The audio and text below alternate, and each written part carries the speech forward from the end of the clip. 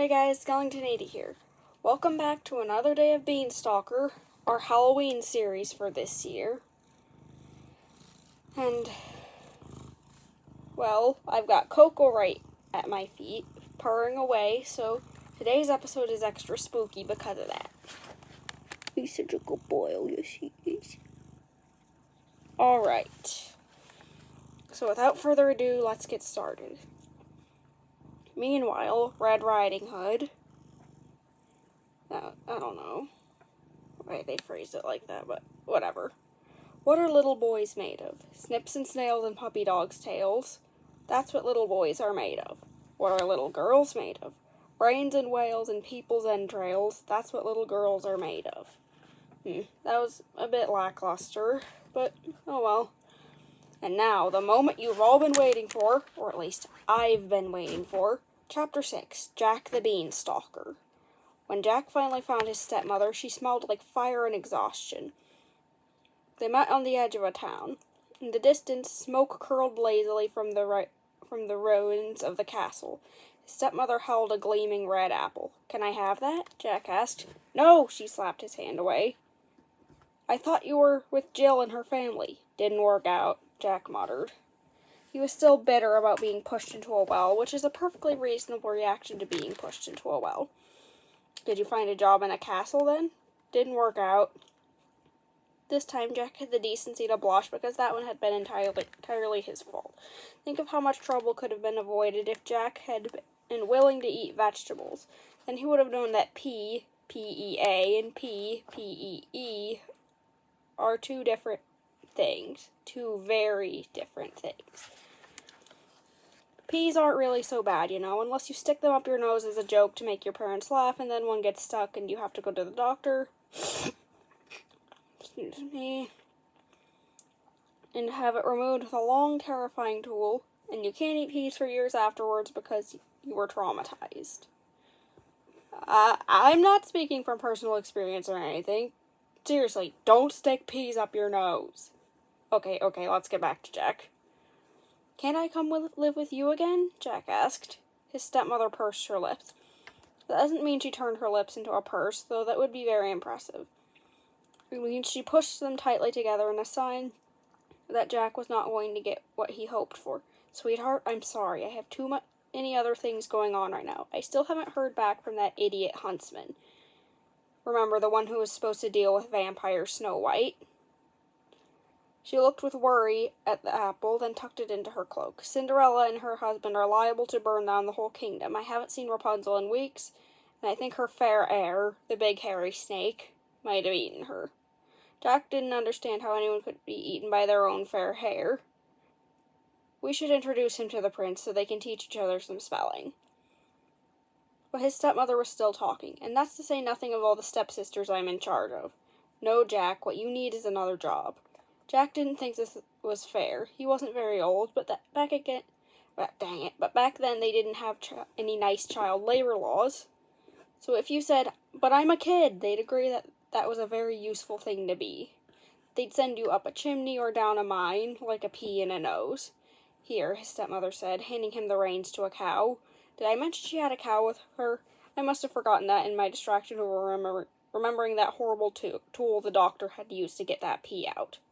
I was going to train this cow to jump over the moon, but I guess I don't have the time to do what I want to. "You'll have to lead the cow to good pastures and water and milk her 3 times a day. You can sell the milk in markets or make it into butter and cheese and sell that."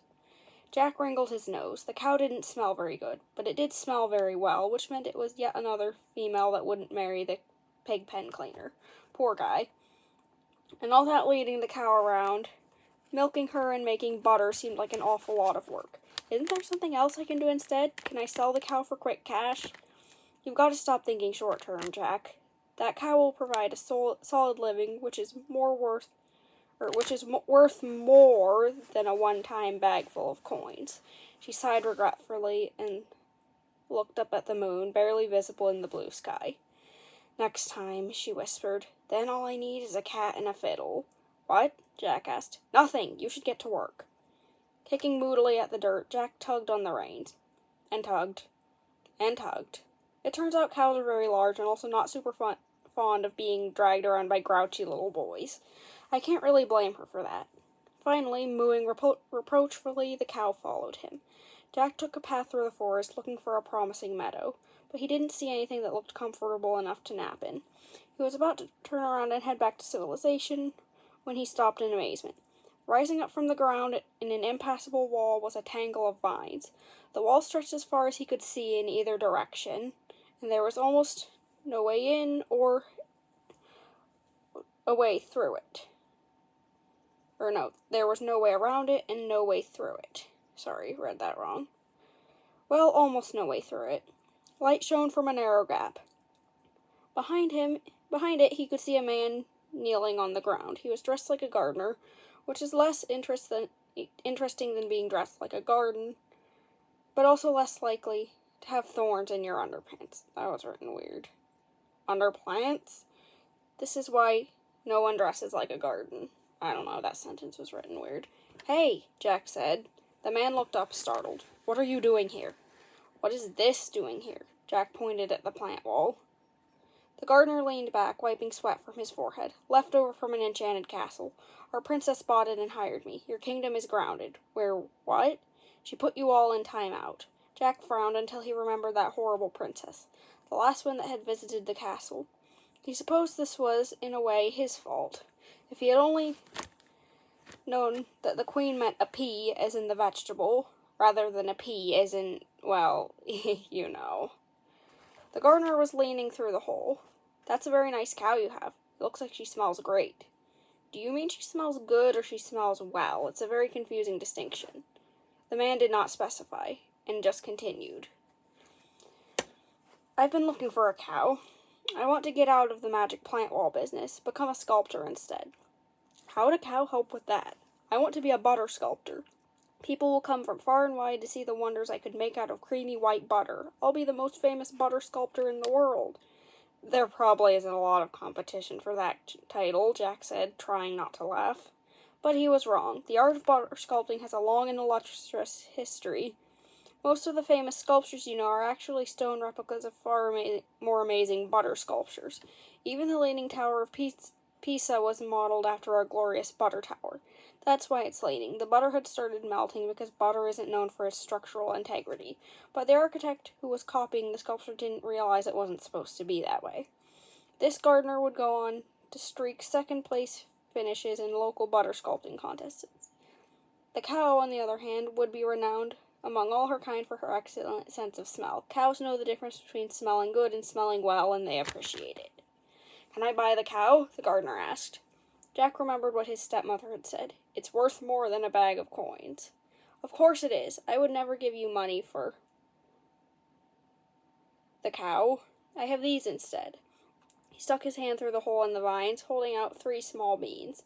Please remember that our friend Jack is utterly clueless when it comes to any sort of vegetable, and while beans are actually legumes, not vegetables, Jack didn't know that either. The gardener whispered in his most dramatic voice, These are magic beans. Magic? Jack asked. Magic was more valuable than money. Jack had money before, but he'd never had magic. Magic, the gardener repeated. Just then the cow passed a tremendous amount of gas. It did not smell good, and Jack smelled well, so he got the full power of the cow-pow. Take it, he said, grabbing the beans and passing the reins, but not reins, R-E-I-G-N-S, or reins, R-A-I-N-S, to the gardener. After a great struggle, the gardener finally managed to coax the cow through a small gap in the vines. Thanks, kid, he said. Then he dropped a seed smaller than the beans into the gaps. Plants immediately grew, filling it in. Jack was now staring at a wall of totally impassable greenness. For a moment, he wondered if he had made a mistake, but the beans were light and much easier to drag around a forest than the cow had been. He skipped along, thinking how proud his stepmother would be when he showed her that he had traded a plain old cow for magic. You and I, of course, know better than Jack. Obviously, you should never trade something real for something magic, unless the magic had been clearly demonstrated. The mechanics of how everything works, thoroughly explained, and you've been given a detailed receipt with a return policy. After that, by all means, trade your phone for that carpet or lamp or handful of beans. Your parents will be so pleased, I'll bet. All that happy forest skipping had made Jack tired. He found a small meadow nestled into the trees. It wasn't good for a cow, but it was perfect for a Jack. Yawning, he curled up with the beans in his fists and fell asleep.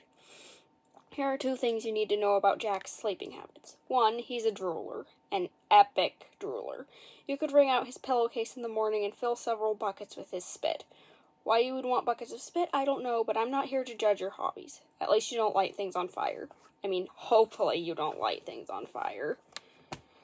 2, he's a wriggler. Some people sleep as still as stone and silent as death. Those people are really terrifying, and you should always poke them to wake them up and make sure they're still breathing. It's their fault for being creepy. Some people move around a little, snorting and shuffling, and otherwise politely letting you know they're still alive. And some people, like Jack, sleep like they are being electrocuted. I'm a pretty rough sleeper myself, so I can totally understand. I swear I've woken up facing the wrong way, like my head is facing the foot of the bed at least twice. It's weird. So over the course of his nap, the beans were flung from his hand. They landed near his face, where the drool was already puddling. The beans sucked up the spit because beans are stupid and do not understand that water is good but spit is disgusting. And they began to grow and grow and grow so high that the top of the thick twisting stalk disappeared into the clouds above. Jack awoke shivering. He was cold because A, he was sleeping in a puddle of his own drool, and B, because the stalk had grown so thick that he was now in the shade instead of the sun. Oh, pea porridge, Jack cursed with a frown. His beans had not turned out how he expected, and with no receipt, he couldn't return them. It might not have mattered anyway, because the gardener could have claimed the beans were not returned in the same condition they were given and refused a refund. You should always get the return policy in writing and read the small print when you buy something. He had no money, no beans, and no cow. He couldn't very well go back to his stepmother like this, and he couldn't leave the kingdom, not with that wall of vines all around it. There was no castle to go to work in anymore. Even if they would have taken him again, they wouldn't have. By the way, he'd never go back to Jill with her stupid red cloak and even stupider habit of pushing people into wells. The whole zombie thing would make that an even worse idea, so yeah, it's probably a good thing he didn't want to go back to her. He looked up and up and up to where the stalk pierced the clouds.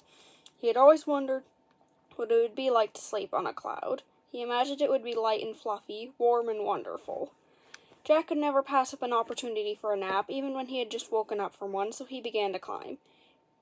It's a very long climb, so while he's climbing, let's take a look around the kingdom. There's a small fire burning. Hi, Cinderella. Hi, Prince Charming. They're just the cutest couple, aren't they? There's a small girl with golden curls carefully following tracks in the forest. Goldilocks doesn't want us spooking her prey, probably more zombies, so we'll just move on. There, at the very end of a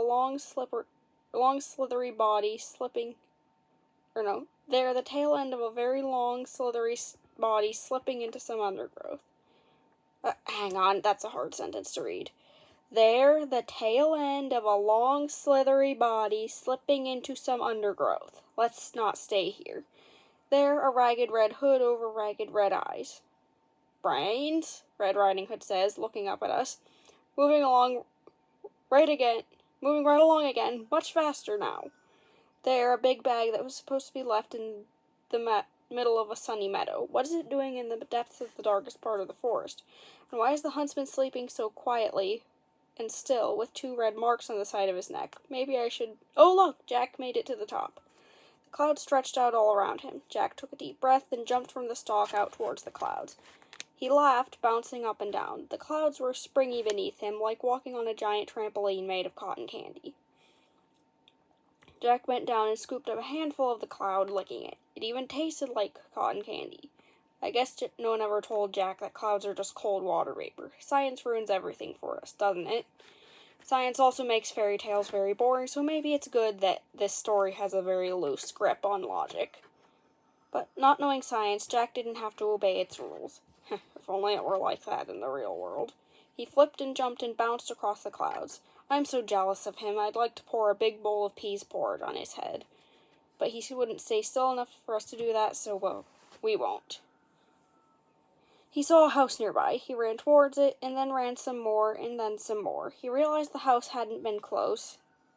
It was so enormously huge and hugely enormous that he thought it was a normal-sized house close by, rather than a giant-sized house far away.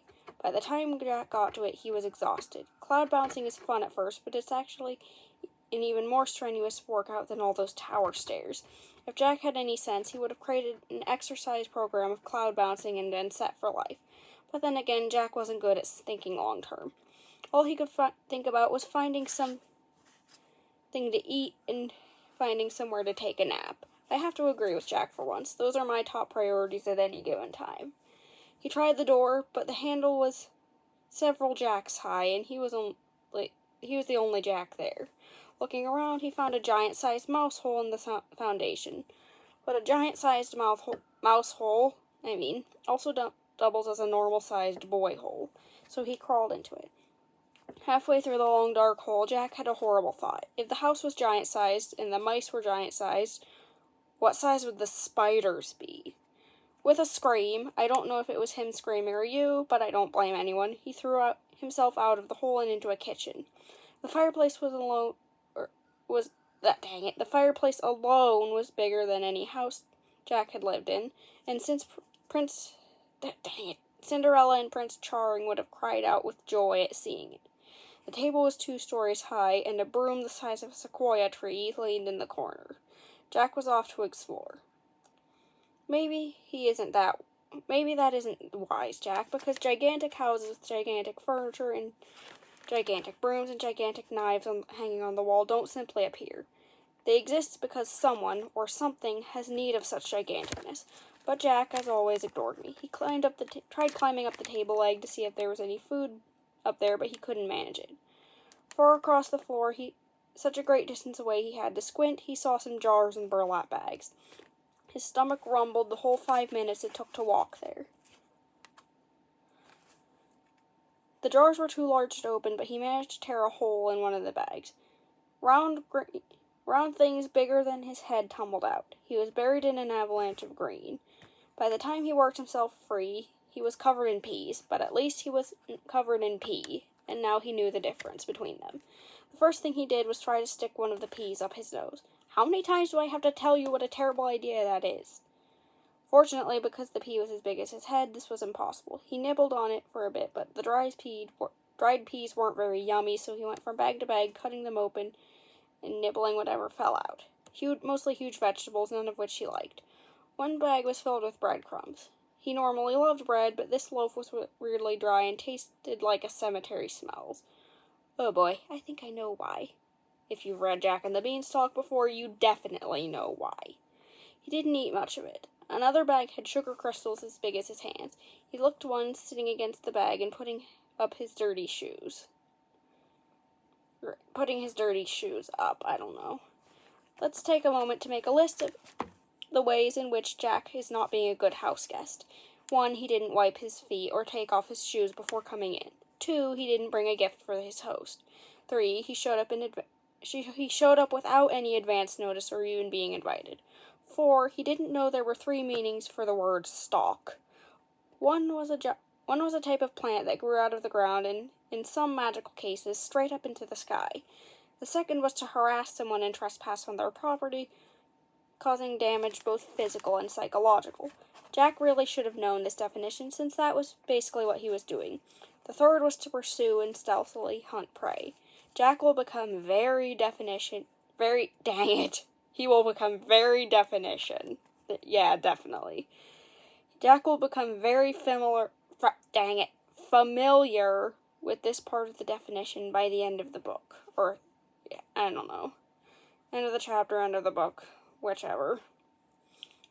So any of those reasons make him a bad house guest, but the fourth, most of all, no one likes a beanstalker. Still unapologetic for his actions, Jack was full to bursting after eating so many things, but his stomach was rumbling again, and the rumbling was getting louder and louder. It almost started to sound like singing. Why was his stomach singing, and why did his stomach have such a deep, booming voice? The door slammed open. The noise was like an earthquake, and it brought Jack to his knees. Then another earthquake, or would that be a cloudquake, struck. Then another, and another, and another. That's when Jack saw the boots that were bigger than if you gathered up anything Jack didn't know about vegetables and put it into a sack. It wouldn't have to be a very big sack, either. Fee! Jack screamed, covering his ears. He burrowed under one of the sacks, letting the weight of the contents and material dampen some of the noise.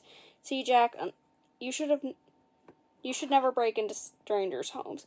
Unless you have golden hair and golden locks and are highly skilled at tracking and trapping zombies. But even Goldilocks would have thought twice before taking on a giant. Fie! What could Jack do? He couldn't make a run for it. There was a football field length between him and the mouse hole. He'd never make it out before the giant saw him. Foe!